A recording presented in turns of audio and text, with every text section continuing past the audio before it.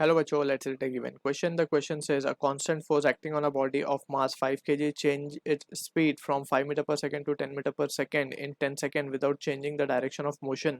The force acting on the body is option A 1.5 Newton, option B 2 Newton, option C 2.5 Newton, option D 5 Newton. So इस question में we need to understand about the concept of Newton's second law of motion, which is dealing with force. So as per Newton second law we know के जो force है it is nothing but, जिसको हम law of momentum भी कहते हैं, which is nothing but the rate of change of momentum is nothing but force. और इसी एक्सप्रेशन को हम क्या लिखते हैं, मास इनटू एक्सेलरेशन. ठीक है. अब यहाँ पे we need to be careful. If force is constant, if force is constant, this implies that कि acceleration will also be a constant acceleration.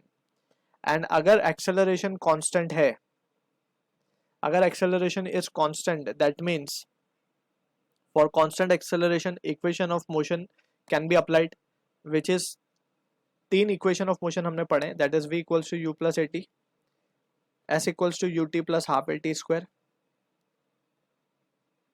and v square equals to u square plus 2as. ठीक है. So यहाँ पे v जो है it is the final velocity that is attained and u is the initial velocity in time and t is the time when it has been accelerated by acceleration a. and acceleration यहाँ पे जो है वो constant है या फिर uniform है, right? So these are the s यहाँ पे displacement of the particle. So this is the equation that we will be using for a case of a constant or accelerated uniform motion, uniform accelerated motion, right? So यहाँ पे we can see जो situation हमें given है, constant force बोला गया, यानी कि acceleration constant होगी. that means के on a body of mass 5 kg, तो mass हमें given है 5 kg, हमें force पूछा गया है, तो फोर्स के लिए हमें मास तो पता है, एक्सेलरेशन हमें फाइंड करना होगा so that we can find the value of force. So उसके लिए हमें कंडीशंस गिवन है कि एक जो फोर्स लग रही है उसकी जो स्पीड वो बॉडी की है वो चेंज हो रही है. Initially it was moving with 5 metre per second. Force constant force लगने के बाद उसकी जो स्पीड हो गई है वो हो गई है 10 मीटर पर सेकंड, और इसमें जो टाइम लगा है वो लगा है 10 seconds.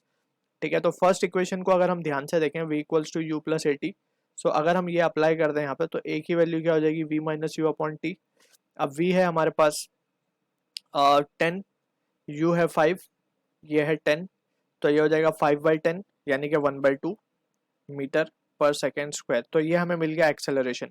Now we can calculate the value of force. Therefore we can say force is nothing but mass into acceleration. So mass है हमारे पास 5 kg सॉरी, इनटू एक्सेलरेशन मिला 1/2, so this comes out to be 2.5 Newton.